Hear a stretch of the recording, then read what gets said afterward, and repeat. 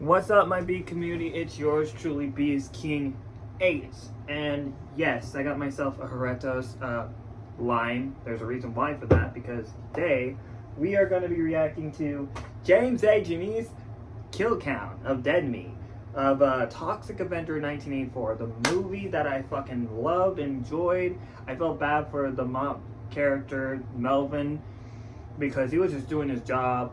And not only that, this bozo character, man, and the girl character, like, what the hell? With the pictures of a dead kid actually gets you aroused? Like, what it gets your rocks going? What is wrong with that character? What is wrong with the bozo character? I'm glad they got what they deserve. I love movies that deal with revenge. I love that shit. Like, the Toxic Avenger to me is kind of like, I don't want to compare the Toxic Avenger to the Crow, but it's kind of remind me of that. So,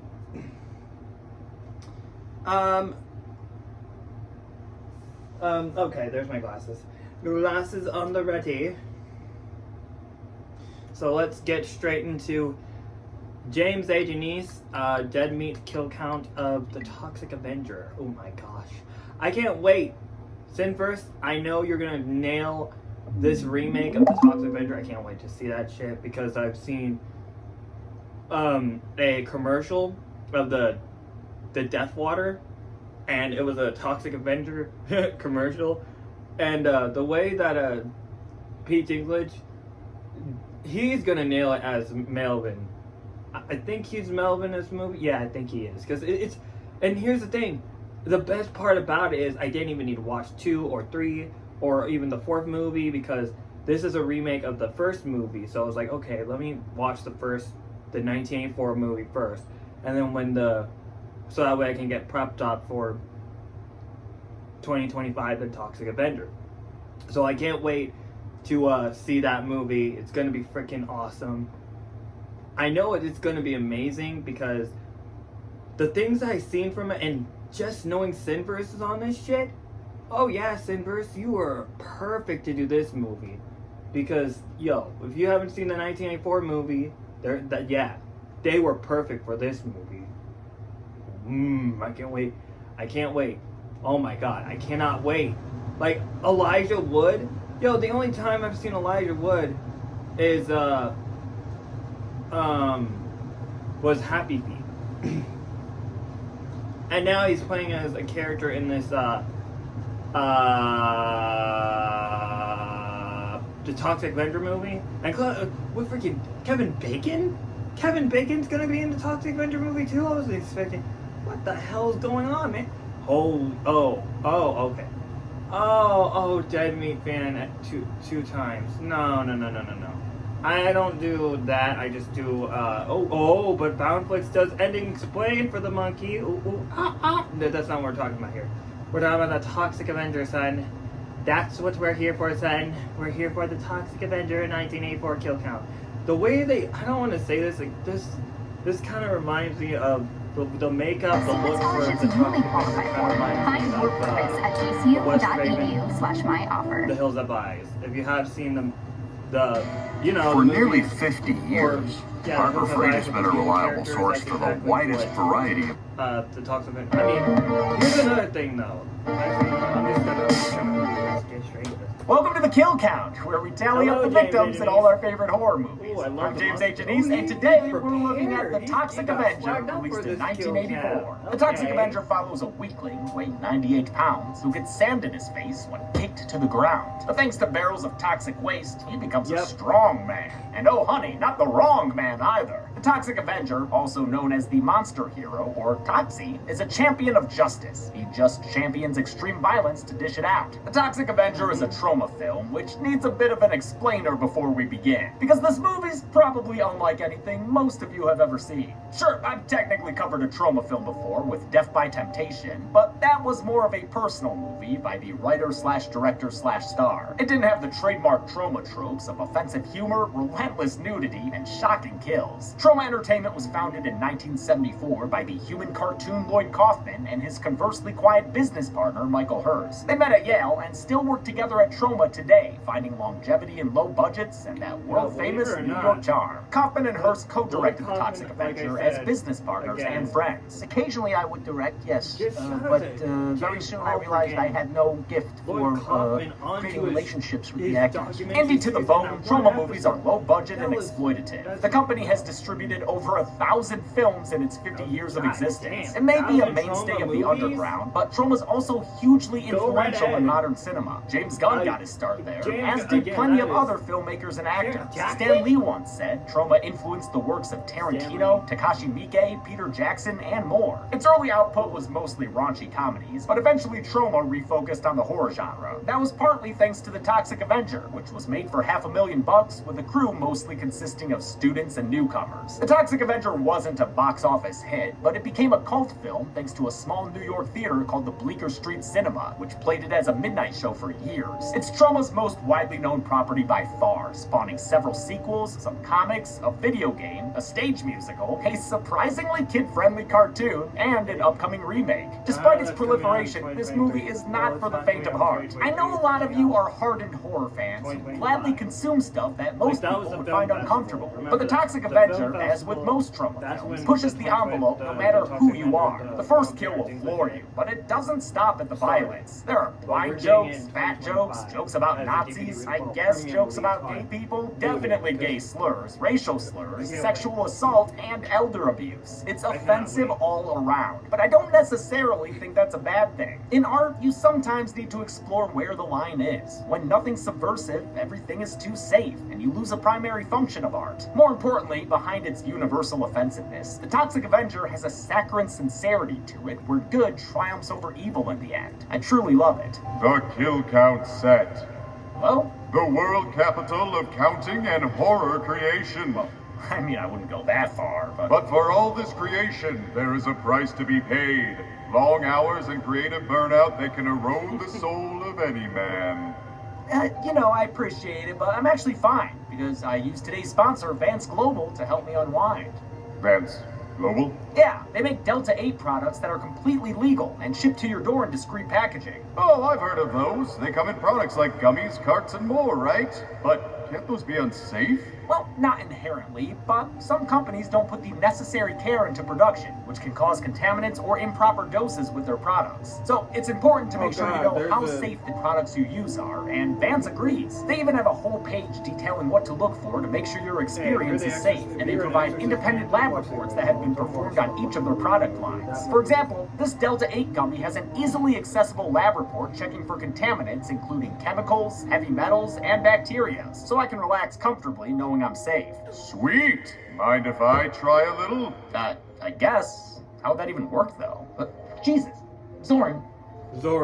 I knew it was Zoran. Pay no attention to the man behind the kill count set. Try Vance Global for yourself by going to the link in our description and get 20% off your order with code DEADMEAT, or use code DEADMEAT30 for 30% off initial or renewal subscriptions. In Tromaville, New Jersey, there's a whole lot of crime polluting the streets. Let's see how many kills it takes to clean them up. Remember, there will be a box over here. The movie begins with a warning. Let me tell you, it'll earn it in less than 10 minutes flat. Flat like a kid's head. A powerful narrator voice tells us the breaking news that New York City makes a lot of trash. All that radioactive goop's gotta go somewhere, and I don't see any oblongs around, so Tromaville, New Jersey will have to do. Tromaville, the toxic waste-dumping capital of the world. The narrator drops us off at the Tromaville Health Club, a place full of characters working out to an awesome ripoff of Olivia Newton-John's Physical.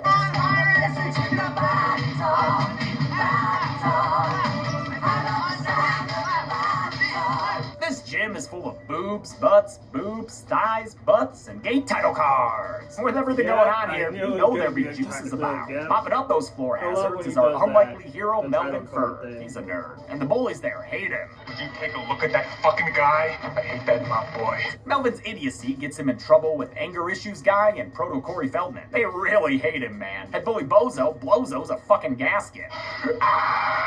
Holy shit, that was amazing. He sounded like he wanted to go take back the White House. How's a guy that crazy get a girlfriend like this chick Julie? Oh, I guess they have a lot in common. Meanwhile, Slug and Wanda bond over their love of locker booze and how horny clown laughs make them. Oh, you did it now. 6 minutes in and it's tits o'clock. Huh.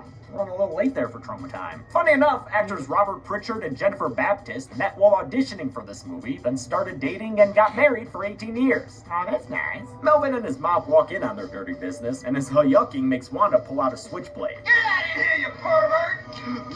I'll kill ya! And she means it too. These four bullies literally murder people as a game. They list off a string of slurs as they discuss their point system based on race and age. Now, kids under 12, And also, they're worth double points. Ah, no, that does not bode well for burgeoning bicyclist Skippy. Be careful out there. I got bad news for you, sis. The sickos see Skippy and taunt him for a minute before turning around and slamming on the gas. They knock that kid's freaking stunt double up their windshield and over their car. Hot damn! But the skipper's still floating. Or kinda. Ouch. So to secure his points, Bozo double taps the kid's head with his treads. Holy fucking goddamn Christmas shit! Jesus Christ! This kill is absolutely abhorrent, as are these people. This is fun. It's highly disturbing, but also so over the top, I can't help but respect the movie for going there. They want you to know these people are evil and hate them, and this certainly does the job, regardless of Slug's Sunday plans. Well, I gotta get up early in the morning. Gotta go to church. Oh. This is by far the most infamous scene from the film, but it was accomplished through simple methods. The kid's head is a cantaloupe with cranberry sauce on top. It's not cranberry sauce. Nope, actually this time it is. Co-directors Lloyd Kaufman and Michael Hurst dispute who came up with the idea. They both credit the other one. I would have to say that Lloyd Kaufman, the creative genius behind Trauma, decided to crush a watermelon or some of a melon with some blood and guts on it that he got from somewhere. We were going to have a head cast and all that stuff. Mike said, hey, just get a melon, put a wig on it, and all that. That was your idea. The next day's more of the usual at the health club. Melvin is weird and Bozo is likely on cocaine.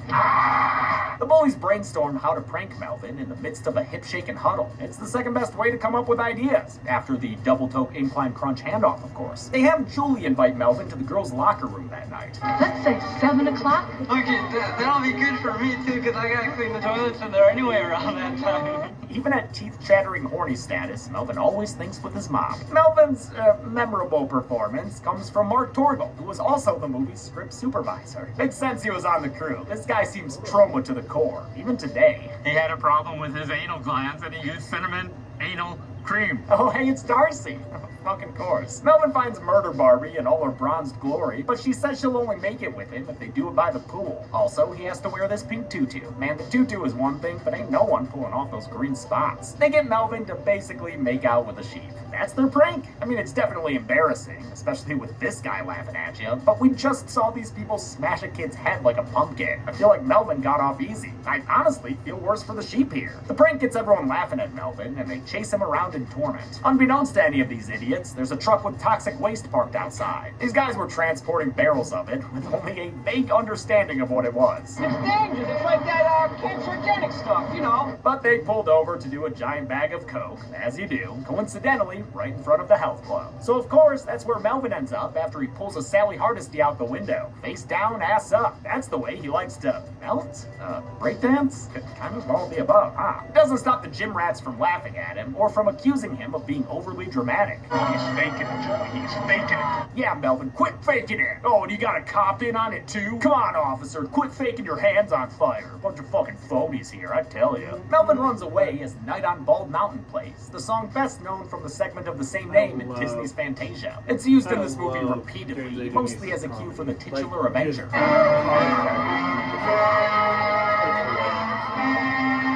Always fun to hear it ramp up on the soundtrack. Also always fun to watch a great fire stunt. Melvin tries to wash the waste off, but come on, man, you at least gotta use Gojo, or maybe some Fast Orange. You know what? Never mind. They're so Probably good too at late. doing Melvin's that. skin and And it hair start surprised me rebelling every against single him, time. and pretty soon he's the incredible Air Bladder Man. Night of Bald Mountain kicks back in for the trippy final transformation, which sees him duck down as a radioactive boy and pop back up as a radioactive man. and this man's ready for a night on the town. The first criminals he'll run into are Cigar-Face, Knuckles, and Nipples, a trio of colorful characters hoping to corrupt an honest cop. Officer O'Clancy turns down their bribe and gets attacked, because they hate it when people don't take their money. They beat him down and prepare to blow his dick off, but that's when the toxic Bald Mountain intervenes. Toxie snatches some wigs and breaks some hands, then uses Cigar-Face's face like a speed bag. Oh, and he does the same with Cigar-Face's cigar. But at least he lets the leader live. The others aren't so lucky. Nipples suffers a Three Stooges routine gone wrong. Knuckles is elbowed in the face, and then they're both killed when Toxie smashes their noggins together full force. Nipples and Knuckles are long dead before Tails can come and save them. Consider these filthy criminals cleaned up! Toxie shows he's not a real monster when he explains himself to Officer O'Clancy. Don't worry, I won't hurt you. I don't know what came over me. The monster's unlikely voice is provided by Kenneth Kessler, a non-actor who had been an assistant director in the 40s and 50s. It's a great voice. What's up, guys? Physically, the Toxic Avenger is played by Mitchell Cohen, who would later become the vice president of a company that sells copiers. His co-workers have seen the film. What'd you think about the sex scene, Joe? It was great. Wasn't it great? Oh, yeah, great. It was really great. A fun little discovery I made was that Mitch Cohen, the Toxic Avenger, was in Clerks. Hey, try not to suck any dick on the way through the parking lot. Hey, you, get back here. Yeah, he was that guy. Toxic, get back here. Cohen, like many monster performers, had to endure hours in the makeup chair. Anybody that wants to get into the world of filmmaking, putting on makeup for 4 hours really sucks. It was the worst experience you can possibly imagine. He filmed the whole movie only seeing out of one eye, since the other was beneath prosthetics. It wasn't a pleasant experience being in the makeup, but it was really a lot of fun. Toxie's look was designed by special effects artist Jennifer Aspinall, who worked on friggin' Spookies around the same time. Fangoria contacted me afterwards, and I did an article, and that began my special effects makeup career. Aspinall would go on to have an insanely successful career, winning Emmys for makeup and working on everything from Westworld to Dungeons and Dragons Honor Among Thieves. Officer O'Clancy tells the press the whole story and says the monster hero saved his life. What a scoop! That brings Toxie to the attention of the city's corrupt leaders, which includes Mayor Peter Bellgoody, who enjoys sub sandwiches at the fitness club, and the chief of police, who is probably a Nazi. Oh, scratch that, is definitely a Nazi. Yeah! Wait, is Tromaville in Argentina? The crooked politicians are another patch on this movie's quilt of stereotypes, and they're legitimately hilarious sometimes. Tom, is he dead? That line delivery from Pat Ryan fucking kills me, as does the other guy's face. Unlike most of the cast, Pat Ryan had actually acted before, and would change his character's dialogue with the blessing of the directors. With all their backroom deals and mucking about, these guys aren't fans of a vigilante do-gooder. But no matter how do-goody his heart is, Toxie's still a disgusting monster on the outside. Not even his own mother can handle the sight of him. He fucks off by his lonesome and finds a new place to live, the Tromaville dump. He can live a good, honest life here. Maybe chop wood, like the dad from The Witch, or just build a home that's mostly asbestos. I guess he's probably not worried about the cancer, huh? Now we're at Tromaville's world-famous taco stand. A great place to get ball sweat tacos, served by not H. John Benjamin and not Jonathan Myers. The place gets held up at gunpoint. Drop your tacos or I'll blow your brains out! It's your average taco stand problem. Once again, the bad guys are inhumanly evil, with this Leroy dude sticking his shotgun into a baby's face. Oh my god, dude. Unlike the vast majority of this cast, Leroy's actor Patrick Kilpatrick would go on to have a successful acting career, even appearing in Minority Report. One customer tries to make a taco stand, but I mean, look at that wall behind him. You know he's going through it. Sure enough, Leroy fires and sends the guy flying backwards through the crash wall. It's an ultra-violent blast, but it still takes him a minute to die, which is a pretty sick detail to include. The criminals continue their reign of terror by taunting a blind woman and shooting her dog. Aw, poor good boy. They threaten to rape her, and that's when Toxie finally shows up. Damn, man, you couldn't have come before the dog got shot? Or that guy, I guess? Toxie throws down with the three hoodlums, quickly tearing off the arm of the leader, Frank. If you think this looks awesome, it's because performer Larry Sutton was a real-life amputee. Wasn't a real-life actor, though. He was an IRS agent who wanted to be in a movie so bad, he was down to use his amputation to do so. That's really him handling that knife, too. Toxie beats Frank to the ground with his own arm. That'll show him, but the arm proves less effective against Leroy, and this third dude, Rico, who was quite the jumpy little fuck. No wonder his performer Michael Russo would go on to be a highly successful stunt performer and coordinator. Eventually, with over 100 delicious recipes every week, every meal tastes like an adventure with HelloFresh. So Layla here, back to tell you about Realtor.com. With over 500,000 new listings a month, you can find your dream home today. Well, isn't that cozy? So work with number one. I don't like being like too certain or too sure. Eventually, Toxie milkports Leroy and tells him the same thing Gregory Tudor once said. Your ice cream. Actually, turns out Leroy is Milkshake, since his head is destroyed by the blender. Next up to be served is Rico, whom Toxie incapacitates with a frying basket and a bunch of pipes. Then he kills the acrobatic asshole by deep frying him in oil. Finally, Toxie decides to grill up a Frank, or I guess bake him, since he shoves Frank into an oven. It happens off screen though, because no way that guy actually fits in there. With the bitter bad guys sweetened, Toxie helps the traumatized blind woman, whose name is Sarah. Lacking a seeing eye dog now, Sarah asks Toxie to take her home. The humor here is very broad, and haha, she can't see, but actress Andre Miranda definitely commits to the bit. I mean, everyone in this movie does. No one can be accused of half-assery. This is Miranda's only acting credit. She was a singer and the girlfriend of the film's primary financial investor. She still auditioned for the part though, and I think she's perfect in it. To get to know her savior, Little Red Riding Sarah feels on it. What big hands you have. That ain't the only big thing he's rocking either, girl. Oh, hey, Hansy, I was talking about them packs. Oops. Sorry. It's okay. Word gets out about the monster taco smash, probably because everyone loves that taco place. Those cops can't get enough. The professor says not to worry though, because this toxic monster seems to be driven only to murder wrongdoers and ne'er-do-wells. That definitely includes locker room drug dealers like Dennis here, who sells his wares and funnels the money to City Hall. You know, I love massages and I love sandwiches, but I just don't think they'd be good at the same time. The monster arrives at the health club and clears it out, except for Dennis, who's really focused on his leg curls today. Toxie shows how versatile a cable weight system can be when he murders Dennis by crushing his head. Holy dear God! Wow, and then half of it's just gone? Those are some serious gains for the kill count. And another dirty scoundrel all cleaned up. Over in the sauna, Wanda's getting some rocks hot. Wait, is that a phone? Oh man, I just assumed that was a phone for a second. No, it's Wanda's Polaroids of the dead kid they ran over. And she jills off to them because she's depraved like that. Toxie arrives to help her get her rocks off by putting her on the sauna rocks. Look at Peter making big hot ass. She's either dead or she ain't gonna be able to sit on the toilet for at least a month. Jennifer Baptist, like most of the casting crew, was new and inexperienced. She knew there'd be nudity while auditioning and said she felt empowered by the sex scene, but this was different. I didn't know I was going to have to masturbate. In the moment, she decided to shoot it for the sake of the character, but she did not have a good time. They promised me I would have a closed set. It wasn't a closed set. I mean, everybody was there. It was a little bit humiliating. A crew member even passed her his number after they cut, which is ew. As much as I love this movie, I don't think we should ignore that it wasn't made under optimal conditions. The next despicable being to cross paths with the Toxic Avenger is this pimp who's trying to sell a 12-year-old. The sicko rolls deep and a whole clown car of pedals pile out, but Toxie's never been afraid of handicap matches. He only kills 2 of the guys though, letting one get his throat slit accidentally and stabbing another one with his own knife. Then the monster saves the kid and commandeers the limousine. To Dorsia! A montage shows Toxie continuing to do good deeds around town. He saves kids from becoming roadkill, helps Granny cross the street, and even lends a hand in the kitchen, personally popping a lady's corn. The town begins to fall absolutely in love with the monster, even putting up with his Burt Gummer cosplay. The guy's a hero after all. I saw that in the news. With the jail cells filling up and crime disappearing by the day, the corrupt ruling class decides it's time to detoxify their town. Because if we don't kill him, he's gonna kill us. A hit job led by Cigarface circles the monster hero in an alley. Wow, this gang is full of guys I love. Get a load of these dudes. Toxie just jumps out of the way when they shoot, letting the crossfire do the work for him. Fuck having to kill them all himself. Although there are 6 guys in the bullet circle, I'm only counting 5 since it appears Cigarface lives. Dan Snow reprises the character in the Toxic Avenger Part 2. At home, Sarah falls in love with Toxie, and he falls in fumes with her. I've never felt like this before. Then we get a monster sex scene. But hey, it's passionate and consensual, and also is not that scene from Basket Case 2, so I'll count this as a win. They begin a life of domesticity, with Toxie on that Gaston diet for real.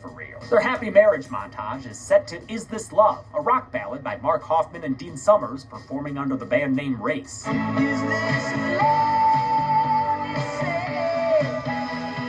Hoffman and Summers also provided the song Nothing at All, which they had no idea would be used for a kid-killing scene.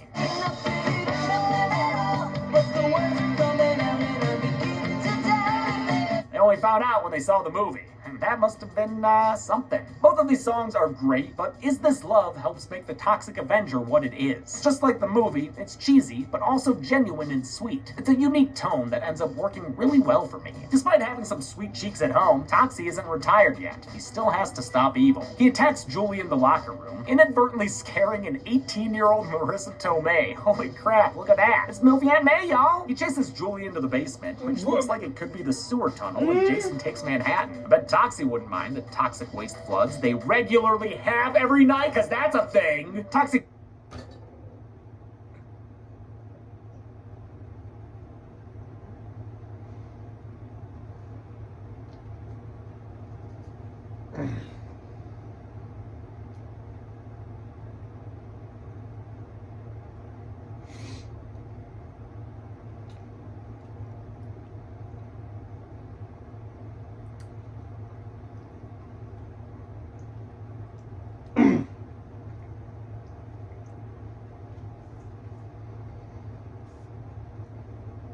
I said it. I said it. I said that Zoran, Chelsea, and James and Janisse always surprise us audiences with facts like this. Because, god damn, Aunt May from the John Watts Spider-Man trilogy was in this movie, The Toxic Avenger 1984? What? That is surprising. Wow. Okay. I guess you learn something new every day. Every day. Is up to Julie and her awful screams.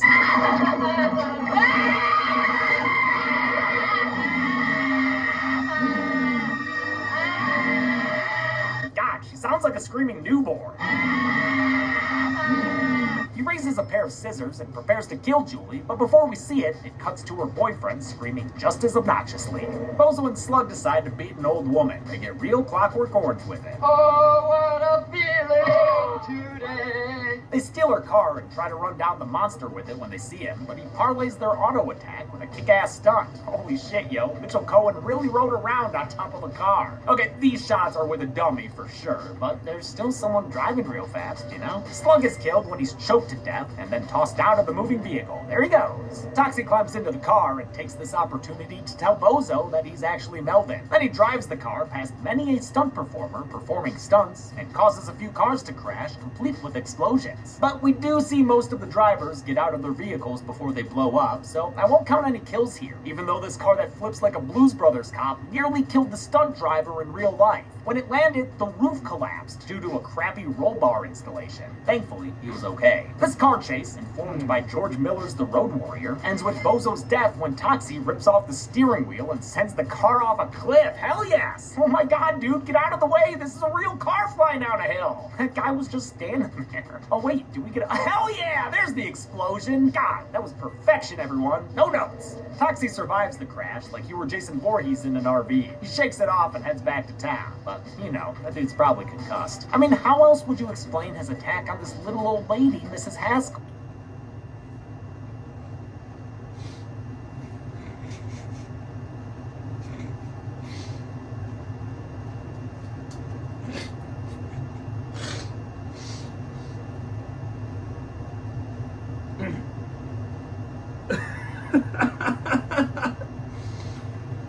Jason Voorhees in an RV. Oh man, I hope James A. Janisse does a comedy stand-up. He confronts her at the dry cleaners where she tries to run away, but he catches up and gives her the full My Bloody Valentine treatment in the dryer. He leaves her compressed body to be found. Mrs. Haskell is played by the late Norma Pratt, who had already worked with Lloyd Kaufman in Stuck on You. She enjoyed that role since it made no mention of her being a little person. She did not enjoy this role quite as much. The newspaper reports on the monster's monstrous actions, and it's digging at his conscience too. He doesn't know why he'd attack an innocent woman. He tells Sarah it's too dangerous for them to stay together. You don't know who I am. I'm really the monster hero you've heard about. Oh, I just kind of assumed she already knew that. Doesn't bug her either way. She loves Toxie and wants to stay with him. No matter what! They decide to get out of town so he can't hurt anyone anymore. But he needn't worry. His moral compass isn't... Nah. No, I need to go back to that. That was...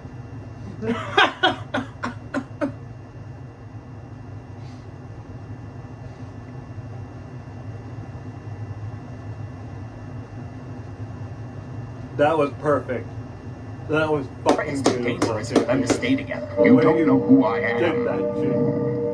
I'm really the monster hero you've heard about. Oh, I just kind of assumed she already knew that. Doesn't bug her either way. She loves Toxie and wants to stay with him. No matter what! They decide to get out of town so he can't hurt anyone anymore. But he needn't worry. His That's how you use a battery. Turns out Mrs. Haskell was a That's how you do human trafficker. She was head of an international white slavery ring. The mayor tells the chief they have to kill this moral monster anyway, to which the head copper agrees. Yes, mein Führer, mein Mayor. The mayor announces his intentions to kill the beast, but Officer Cleavage objects, citing how the monster saved his life. Wait, his whole police force is on fire. More V-necks here than the first few kill counts. Officer O'Clancy and a bunch of kids cry over the monster's fate, but accept that they're helpless to fight City Hall. Right? That's some good kid acting right there. Thanks to a K-9 unit and some binoculars, the cops track Toxie and Sarah to their sex tent. The mayor calls in the National Guard, who co-opt Night on Bald Mountain to make their boombastic arrival. Yeah, trucks! Everyone in town sees the forces arrive, so the kids decide they have to try to save the monster. In fact, all of Tromaville goes to the monster's tent, surrounding him with curiosity and a whole lot of guns. The mayor gives the order to shoot and kill, but the citizens refuse to stand for it. A bunch of kids run in to protect Toxie, knowing that shooting children is a bad way to get reelected. Toxie scatters the kids for their safety, but he's already won over the townsfolk's hearts and minds. No one is willing to listen to the mayor's shooting orders, so he elects to shoot the monster himself. It doesn't work out the way he thought it would, and begging for his life has no effect. In front of everyone, Toxie rips out the mayor's guts with his bare hands. It's a gruesome fatality, and everyone reacts accordingly. Still, no one holds it against him. In no time at all, they're cheering and clapping for the monster and his gal. Toxie and Sarah were embraced by Tromaville, Toxie cleaned it up of all its crime, and the citizens lived happily ever after. The movie ends with Toxie making sure the streets remain clean. How many Tromaville criminals did Toxie incarcerate in hell? Let's find out and get to the numbers after a little bit of R&R.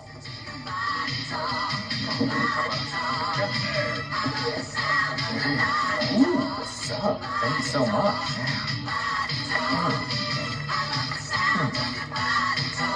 These actually do go well together.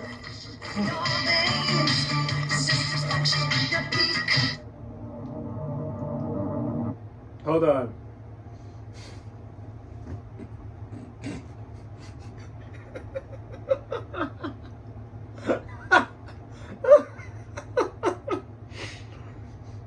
Oh my god, Janisse.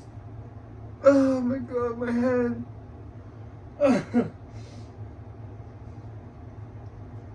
Oh man, I missed the dead. I counted 21 kills in the Toxic Avenger, and as far as I could tell, there were 18 male victims and only 3 female victims. No green in that pie, but still maybe avoided anyway.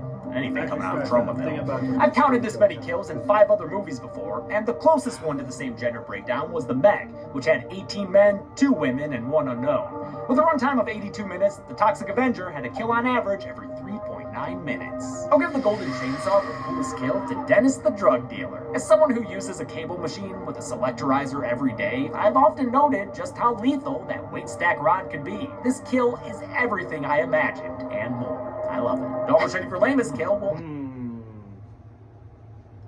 I'm gonna have to give the golden chainsaw kill to, definitely Bozo. Definitely Bozo, because he... that character, the actor who played as Bozo, you did a good job playing that character, because he was unlikable and evil and just really thrown off. So, just hats off to the whole cast of the Toxic Avenger. Absolutely go to Julie, a heinous character who deserves the worst but gets killed off screen. Let down. And that's it. The Toxic Avenger came out in 1984 and was followed by sequels, which I still have never seen. Until next time, I'm James A. Janisse. This has been The Kill Count. Thanks a lot for watching this kill count for The Toxic Avenger, which I consider our first trauma film on the count. I mean, I love Death by Temptation, but it is not the trauma that you think of when you hear trauma. Had you ever seen this movie before, or did you watch it for the first time because of this kill count? If you were a first-time viewer, I would love to know what you thought of this thing. Because again, it's so fucking out there, but like, honestly, I love it. I still just have to respect that homespun, kind of envelope pushing, let's see what we can get away with type filmmaking. But contrary to what some commenters think, I'm not against nudity in movies. I think there should be more. I just don't want the actresses to be like pressured into it, you know? Get them fucking intimacy coordinators on. Well, yeah, the way that let me stop James A. Janisse right there. I feel bad for the person who plays as one of the characters in this movie, because I think, what's her name? Jennifer Baptiste? Yeah, her. She was forced to do a nudity scene twice. And she was like, don't pressure people to do it. Like, if they're comfortable to do it, they'll do it. But if they're not comfortable to do it, don't pressure them to do shit.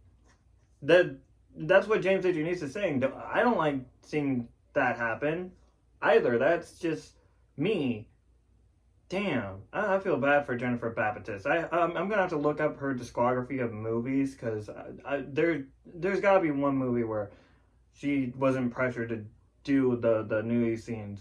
Because I get it. Like, that is just ridiculous. Including, like, when you do those scenes and everybody on the set is watching you do it. Yeah, it's like, why?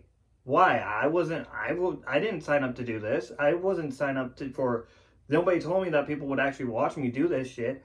So, yeah. Yeah. Oh, and happy Spooky Month. That's going on right now, right? All right. Thanks, everybody. Be good people. Will do. But yeah, The Toxic Avenger was the best movie, in my opinion, from Troma. And I can't wait for, I cannot wait to see Peter Dinklage's the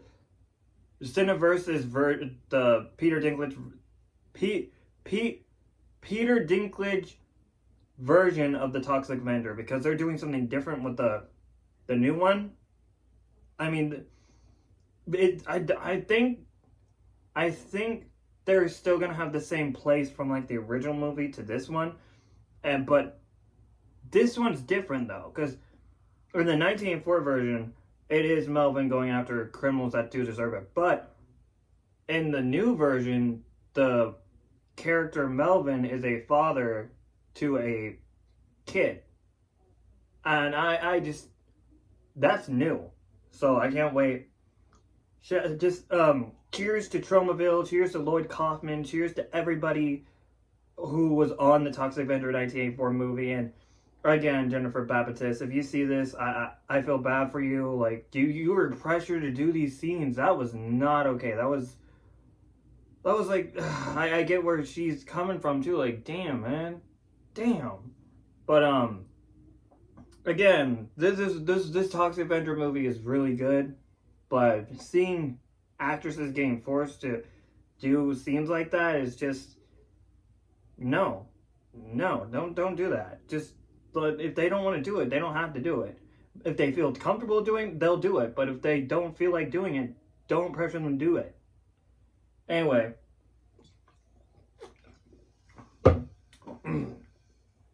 I gotta get back to dead meat. I gotta get back to kill counts. Next kill count that I'm probably gonna be doing, I'm thinking of it. God, Spyglass, what the fuck are you doing? Like, God, I said it before. Like, if they just brought back Jill Roberts herself, it would make sense. What'd they do? They bring back Jill Roberts. They bring her back for Scream 7. So now I have no choice but to see the damn official trailer for Scream 7. Hopefully, I'm hoping they don't do some bullshit. They better not bring Dewey back. If they bring him in a just a flashback or something, or a memory, I'm okay with that. But if you bring him back, oh my God, please don't fuck it up. Please don't fuck up Scream. Please don't do it. Just please don't. but Neve Campbell's gonna be in it, and also, yeah, I gotta see this movie. I gotta see it just for that fact that Neve Campbell is coming back as Sidney Prescott. See what I did there? See? I almost... Because it always happens, right? Because when you think of Scream, and then when you try to do, like, when you try to say Sidney's name from the Scream movie, people always get mixed up with the Scary Movie franchise, Sidney. But it always happens every time. You gotta make sure you pronounce it perfectly well, because if you mess up just once, oh my gosh, I can't, again, I can't wait for the Toxic Avenger movie that's coming out. And again, I did not know that Samuel Jackson, he was part of Trauma. I did not know that. I know for a fact that James Rolfe is a huge fan of Trauma because he did an episode of the Toxic Avenger, and I'm so glad that I finally got. I'm just so happy that I'm doing something like this, like going blindly into the classic movies that I haven't seen in my life, and the Toxic Avenger, including The Crow, is those two movies, and I'm glad I finally did that just to get prepared for the remake of the movie that came out in the 80s or whenever the first Crow movie came out with Brandon Lee. R.I.P. to my homie Brandon Lee again, because he killed it as that character. He killed it as Eric Draven. But I just really, really cannot believe I'm doing something like this. And I can't believe that my Cineverse people that did the Terrifier 3 movie, they're on this. They're on this. And they are so perfect for this movie, because they're going to kill it with this movie. Peter Dinklage is going to be a perfect Toxie in this movie, because he looks good. He looks really amazing. And I'm just, oh God, I'm all over the place right now. But, yeah, man, I don't think I can edit this video, so I'm just gonna link the description down below so y'all can see the actual kill count of dead meat, the Toxic Avenger 1984 movie itself. But yeah, I'm glad I got to finally get to this, because I'm really hyped for the Toxic Avenger remake now. We're getting kind of close to it. And because I'm looking at Vudu, and every single time when I look at Vudu, I look at the movies that are in premium releases. If they are premium released, I'll be like, oh, okay, let me watch this movie anyway. I can't even, if it's, I don't want to say this. God, I hope you people don't get mad at me when I say this. Vumo, or, I mean, I don't have no money. I don't have no money to watch, to buy on Vudu. I don't. So I have no choice but to watch them on a site, and or the app that I have, which the app that I have right now, you have to literally wait until the ads are over. And what the hell is going? Hold on. What the hell is that? Anyway, I'm off of here, my B community. Don't worry about this. This thing was for me to open my Horitos.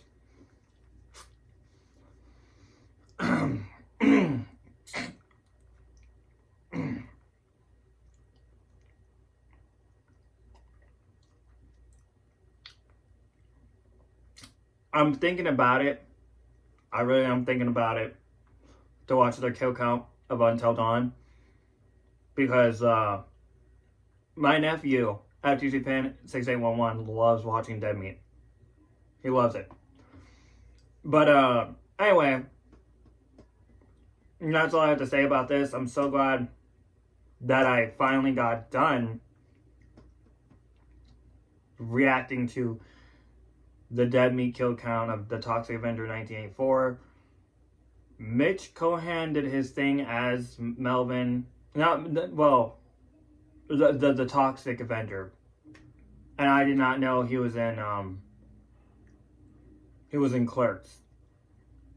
Hell, I didn't know that Aunt May was in frickin' the Toxic Avenger. What? Like, the Tom Holland Aunt May is in the Toxic Avenger movie.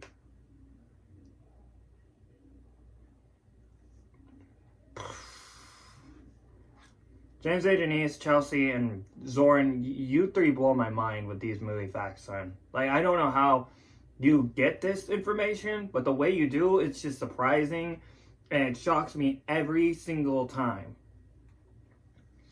Plus, yeah, the makeup effects in this movie, top notch.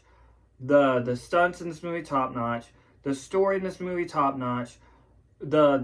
Just everything about this Toxic Avenger 1984 movie was top notch. So I'm glad I got done watching it. And again, if you like my reaction to yeah, if you like my reaction to the Toxic Avenger 1984 kill count from Dead Meat, why not use sting that subscribe button, sting that like button anytime I upload a video, and hit that notification bell. Wait, whoa. Yeah, what the hell was that? What the fuck? Okay, let me do that one more time, because I messed that up. Sting that subscribe button. Sting that like button. Sting that notification bell anytime I upload a new video. Rather, it's a movie review, food or drink review, or even better yet, an unboxing video, or just random live stream. It doesn't matter. And comment down below your thoughts and opinions on this kill count of the Toxic Avenger 1984. And yeah, as always, I'm going to end it like I always do. If you have a crummy day, if you are coping with something that you can't cope with, stay brave, stay humble, and if that doesn't help, watch my videos that make you laugh and that you find funny.